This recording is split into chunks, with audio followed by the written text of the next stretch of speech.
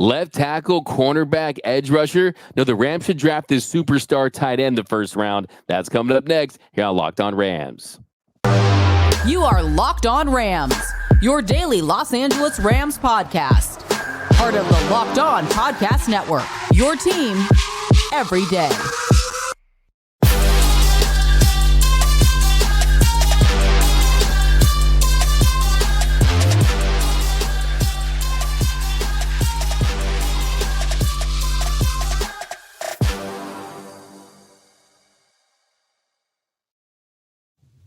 What is up, Ramley, and welcome to the episode of Locked On Rams, your daily podcast covering your Los Angeles Rams, free and available wherever you get your podcasts. Locked On Rams, part of Locked On Podcast Network, your team every day. We're also available on YouTube, so if you haven't yet, do us a huge favor and join that YouTube channel. Hit that subscribe button, hit that notification bell, and also drop your comments down below. I've been banking all of your questions for this week's mailbag episode, so definitely anything Super Bowl related too, we'll definitely want to feature on the show. My name is Doug McCain. You can follow me on X and Instagram at DMAC_LA.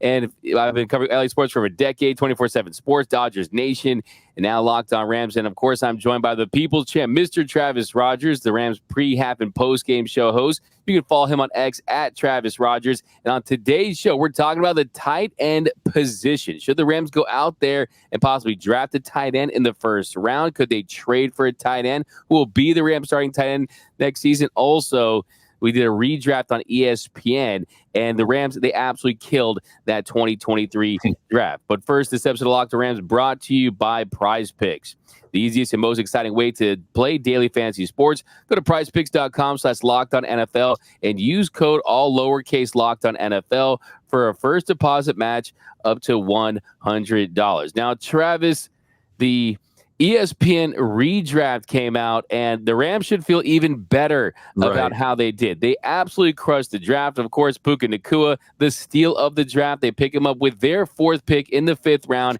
And in the redraft, they have him going number 4 to the Colts. So they have Puka going number 4 to the Colts. So a top 5 pick in Puka Nacua.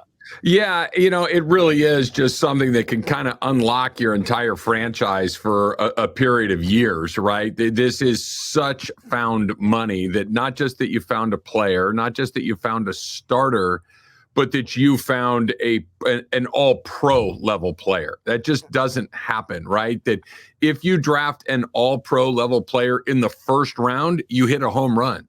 So what happens if you've drafted an all-pro player or level player in the fifth round? A grand slam doesn't even begin to cover it. It allows you to really build your roster differently. It allows you to be maybe a little bit more aggressive or draft a little bit more for need in some other places in the draft because you did so well at that one position.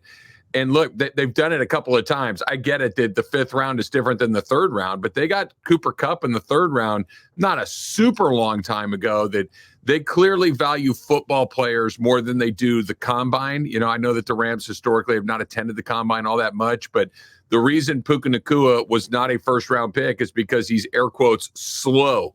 Okay. I mean, fine. If that's slow, give me slow all day long. What he is a football player. And the Rams, they won the entire draft by picking him where they did.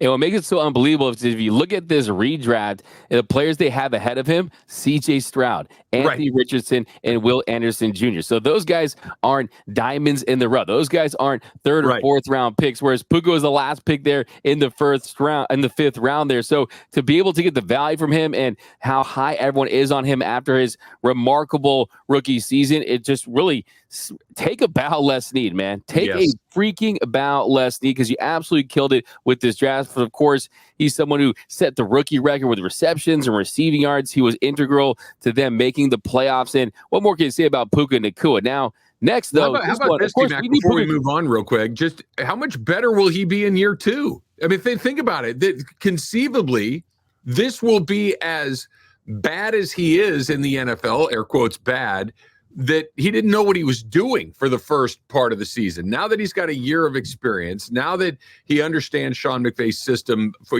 a year's worth of that, how much better could he be? So until some of his physical skills start to wane, and that's just the normal, evolution of an athlete, he's going to continue to get better from this point forward.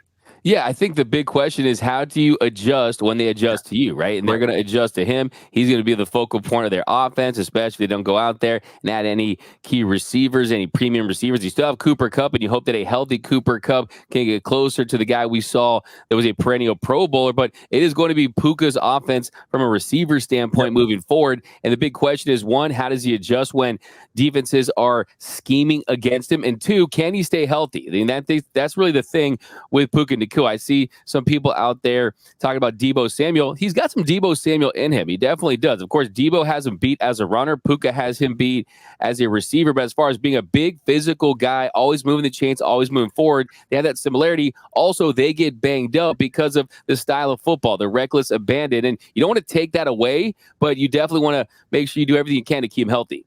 Yeah, that's the rub with Puka, right? He's such a physical player that how long can you play like that before you start to get some of the residual effects of playing like that? He's young, he's strong, he's powerful, so hopefully he can continue to be as effective as he is for a period of time. But it is a fair question and a good question is how long can you bang like that before it's just too much? And we're about to find out, I guess. Cooper Kupp, you got 5-6 years out of it. He plays a very physical brand of football. Maybe it's starting to catch up with him a little bit, but Puka's just getting started. And he's the ultimate feather and less needs cap for this draft, but the list goes on because at 20, they have the Seattle Seahawks picking Kobe Turner, the conductor, of course. He led all rookies with 9 sacks, and they picked him 89th overall there in the 3rd round. So Kobe Turner is someone who on the defensive side, he kind of emerged a little later than Byron Young because Byron Young was kind of making the headlines early on. But then when Kobe Turner really figured things out, he was an absolute force with his defense, playing alongside Aaron Donald. He's another guy that looks like a foundational player moving forward. Yeah, it's funny because I've always, I'm not a draftnik. Anybody that's listened to this podcast for any period of time knows that that's not my lane, right? That's not what I do. But one of the few things that I talk about with the draft every year is it's really difficult to tell you who did well and who did not do well until you're about 3 years into the draft, right? That after 3 years have gone by from the draft class, then you can say, okay, they did well, they did not well. That's where the Rams have just absolutely blown this out of the water because after 1 year to have 2 guys in the top 20 in the redraft is extraordinary. And at 2 positions that are incredibly valuable. This isn't like you found, a tight end, which I know you're going to talk about, which can be valuable, or a running back, which seems like you can find those guys fairly relatively easily. These are high-level positions. These are guys that did not come with high price tags draft-wise. And to have a Puka, to have a Turner, and guys that, Turner in particular, who at the end of the year was a lot better than he was at the beginning of the year, talking about that projection beyond this season and the next season into that 3rd, 4th season, forget about it. And like I said, led all rookies in sacks, but also in rushing win rate. I mean, that's someone that can stuff the run. He can get to the quarterback. He can get pressure. But we're talking about the big questions moving forward for Puka Nacua and the injuries. But I think the biggest question for Kobe Turner is how does he eventually perform down the line when Aaron Donald is gone, right? I think that's kind of the big question. Is he elite? Because we know Aaron Donald, you play alongside him, all the attention he draws, you are going to eat. He certainly did that. But I think, hey, if you're going to have him early on in his career, you mentor him, right? And then you see how he develops. And I think he still is going to be a really good player. I think this is someone, his motor, his strength. I have a lot of belief and confidence that he's going to be that guy for years for this team. And then also you got Byron Young. Byron Young is another guy that we had him at 52nd overall. So that would be 25 picks before he was actually drafted in the 2023 draft. So look, I mean, this draft was unbelievable. If they draft anywhere near how they drafted in 2023 as far as success, they are going to get to the Super Bowl next season. It's definitely going to have that big of an impact if they have that same success. It's funny. You beat me to it, D-Mac. I think that we need to be very, very cautious and extremely realistic to understand what they just did is not normal. What they just did is not something that you do year after year after year. They caught lightning in a bottle. Credit to them. It wasn't lucky. It wasn't like, they just randomly had AI spit out a name. But this was not how it goes. You don't find 5 starters. You don't find a Pro Bowler. You don't find guys that are going to be there a long time. Go back to Kyron Williams the year before. This is not how it works. So enjoy it while it's here, because if just the reality of the NFL draft shows up, you're going to have a draft or two that's going to have a lot more Logan Brusses and Tutu Atwells than you have in 2023, where you just killed it up and down the draft. Yeah, you're probably not going to find a 5th rounder that becomes a Pro Bowler and establishes himself as really WR1. But I do think that they have learned from some of their past draft mistakes, and hopefully they develop in draft quality. But yeah, they're hot right now. I'm taking them to Vegas. I mean, they're hot right now. But coming up in our next segment, we're talking about the tight end position. Should the Rams go out there and draft a tight end? Who do they have in-house? Who's going to be the starting tight end next season? That's coming up next here on Locked On Rams. All right, what do these things make you think of? Pizza, wings, soda, burgers, beers, right? The big game. It's coming up Sunday, and you're thinking, okay, I got everything I need. What if you forgot something? What if you forgot like your buns? DoorDash, right? Let's say you say, oh, we need more wings. We're running out. DoorDash. You can kick back at kickoff with unbeatable deals on everything you need for the watch party, for the tailgate, and you can score great deals on groceries, restaurants, retail, and more. But you can't do any of it if you don't have that DoorDash app on your phone. Right? DoorDash. Go to your app store, open it up, and put it on your phone. And you can get up to 50% off, up to a $10 value when you spend $15 or more on your first order when you download the DoorDash app and enter the code LOCKED23. Let me give you that again, because this is a great deal. 50% off, up to a $10 value when you spend $15 or more on your first order when you download the DoorDash app, but you got to put in the code LOCKED23. And not only is the big game coming up and you can order everything you need there, the things you forgot, but I'm just telling you, on those days when you don't quite want to go out that front door, DoorDash is a great option to do it. Put that DoorDash app on your phone, and don't forget to put in the code LOCKED23. Also, PrizePicks. You heard me talk about PrizePicks for a while now because it's just awesome, right? It's so much fun to watch your games and have your PrizePicks action going on at the same time. PrizePicks is super easy. It's why it's the #1 fantasy sports app with over 3 million members, more or less. That's it, right? You pick more or less on 2 to 6 player stat projections, and then you watch the winnings roll in. And right now, with the big game right around the corner, PrizePicks is the easiest and most exciting way to turn every game-changing moment into 100 times your money with as little as 4 correct picks. You can turn $10 into $1,000, and they're giving you a freebie. If Patrick Mahomes throws for more than 1 yard in the big game, you win on PrizePicks, right? So what are you waiting for? Put the PrizePicks app on your phone. Go to prizepicks.com/LockedOnNFL. Use the code LockedOnNFL for a first deposit match of up to $100. And do not forget, if Patrick Mahomes throws for more than 1 yard in the big game, you win on PrizePicks. PrizePicks.com/LockedOnNFL and LockedOnNFL for a first deposit match of up to $100. And welcome back to Locked On Rams. Thank you for making Locked On Rams your first listen every single weekday, free and available wherever you get your podcasts. Locked On Rams, part of Locked On Podcast Network, your team every day. Also, a special shout out to those everyday listeners out there. We appreciate you watching and listening to every single episode of Locked On Rams. And you can be an everyday listener too. Membership is 100% free, and you won't miss a thing about your Los Angeles Rams. Got some comments over on YouTube. Got some shout outs. Trevor Hammond says, Travis, 100 emoji. Teams need 2 QBs. Carson gives LA a chance to win. Talking about Carson Wentz. Yeah. We got Peter Jackson says, D-Mac and Travis, I did watch the Rams and Packers in 1967. Yes, I'm that old. The fearsome foursome. And then we got at Rick3749, sub D-Mac and Travis. I want Carson Wentz back. Yeah. So you're going to read some of those comments anytime we get them, but definitely join the Everyday Listeners Club, man. It is where it's at. Carson Wentz sounds like he's popular among Rams fans. I think they're going to have a hard time holding him, but if they can, I think that's a great move for the Rams. I love having a guy that is an NFL quarterback that's waiting there to go in the event that something that we hope never happens does happen, because it frequently happens. And no one wants to see number 9 not playing, but having a good number 2, huge. Absolutely. I mean, him just ending that 49ers streak, I was like, let's do it. Let's sign the contract, right. Okay? I mean, that was big enough for me. But here in our second segment, we're going to talk about the tight end picture moving forward. And if you look at the tight end picture, of course, it really starts with Tyler Higbee. I mean, Tyler Higbee is someone that He got the extension, and unfortunately, in the Rams' playoff loss, the wild card round loss to the Detroit Lions, he tears his ACL. If you look at the current Rams under contract, you got Tyler Higbee, $11.48 million cap hit, Hunter Long, $1.34 million cap hit. You got Miller, Forrestal, Davis Allen, Nikola Kalanick. So not a very impressive group that jumps out at you and says, okay, we got a franchise tight end. I think Davis Allen, of course, with that big body, that catch radius, he did flash. You see some potential, but not a group that says, wow.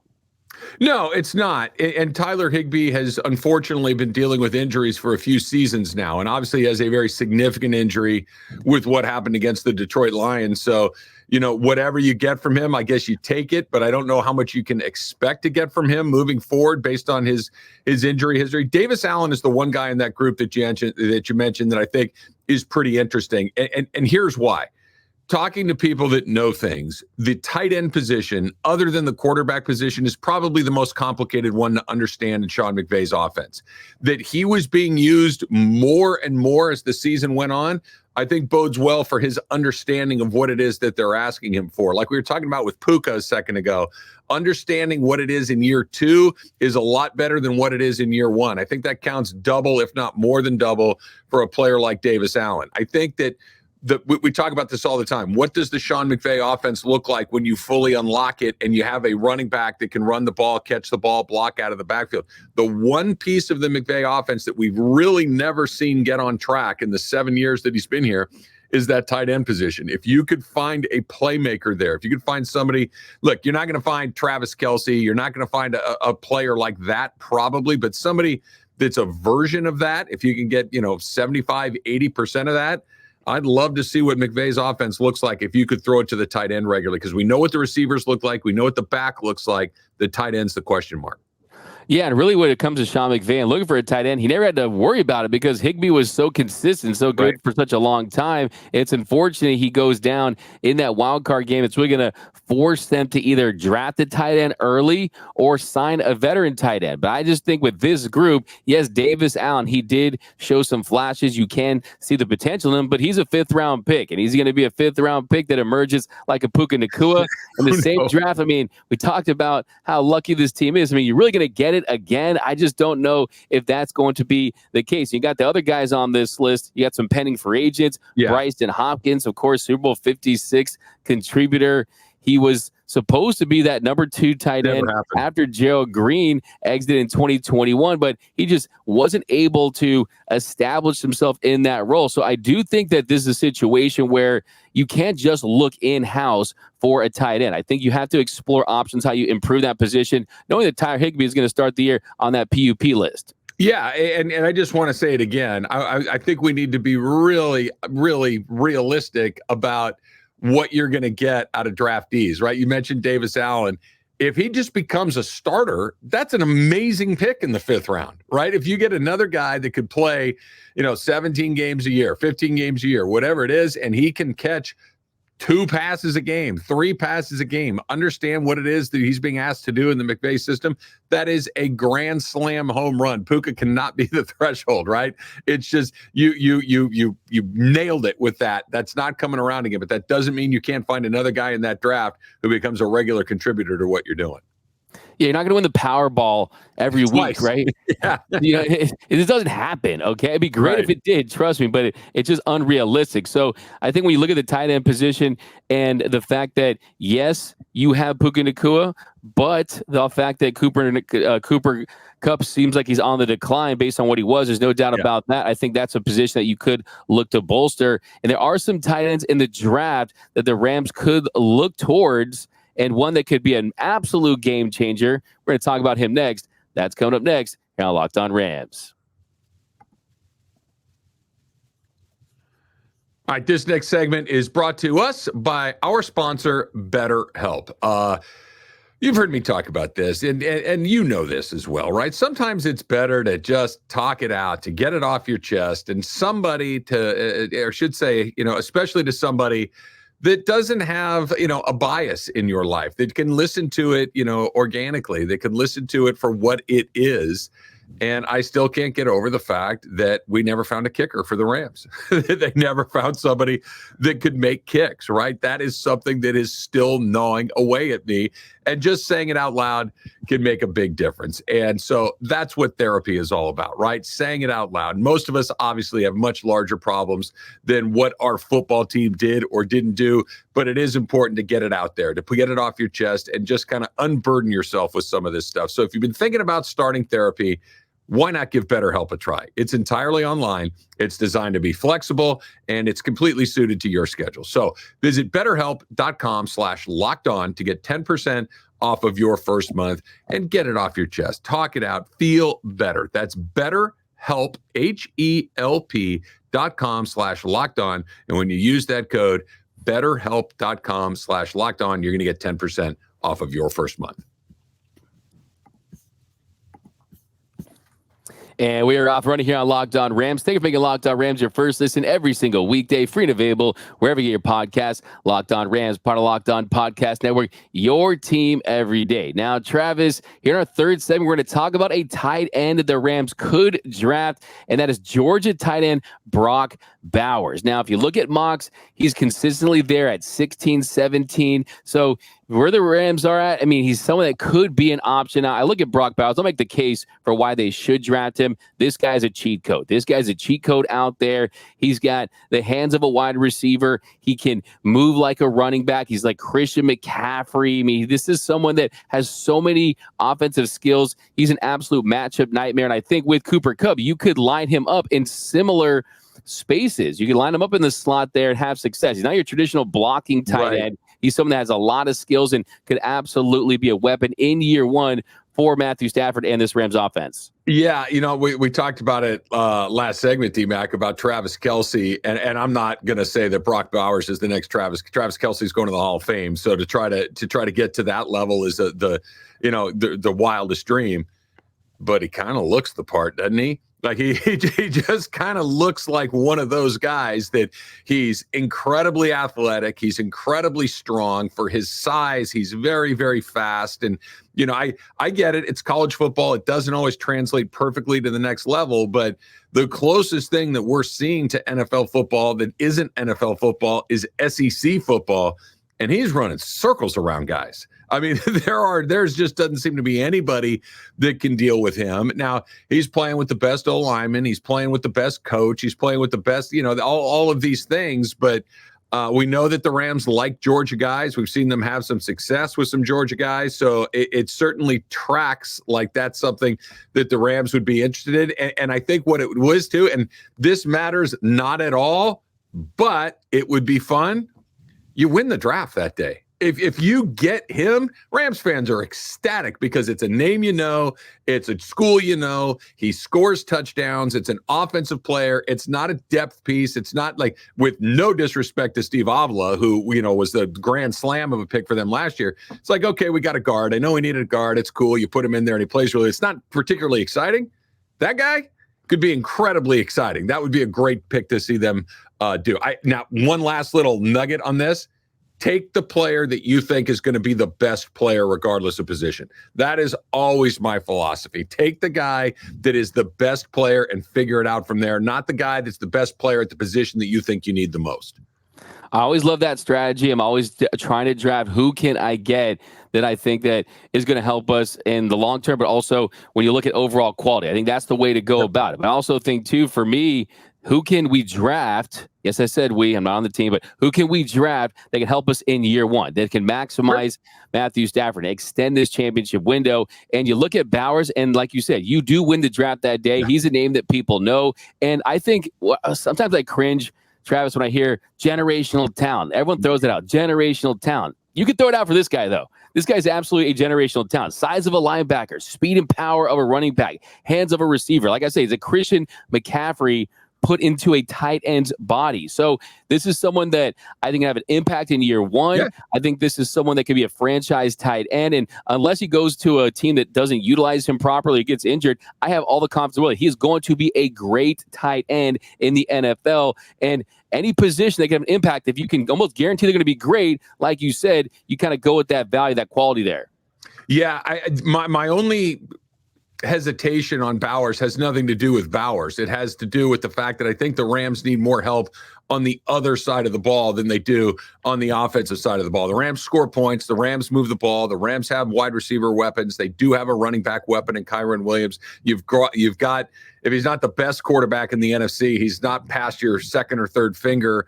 The defense is the question for the Rams. And if you think that the best player available is on that other side of the ball, go get that guy. If you think Bowers is the best guy, absolutely. I'll love it. I'll give it a stamp of approval. I'll be fired up for it. But if you see somebody on defense that you think is just maybe a better bet long-term in the NFL, go get that defensive guy. For sure. You need to address the cornerback position, the edge rusher position. But if you can do that through free agency, if you look at offensively, if he's the best player that can help you in year one, and you look at the offense, you got Poogie, you got Cooper Kupp, you got Kyron Williams, like you said, I think you can also find that reclamation project third receiver, right? You still have Tutu back for another year. I think that this organization has proven that you can find that reclamation project guy to get high value, like the Kello Witherspoon type. So, hey, count me in. I'm definitely a big Brock Bowers guy. I want to see that guy rumbling and stumbling down the field at SoFi. So, hey, the tight end position, though, something you're going to be following this offseason. I think it's a big storyline this offseason. It's a very important part of this offense they're going to have to address.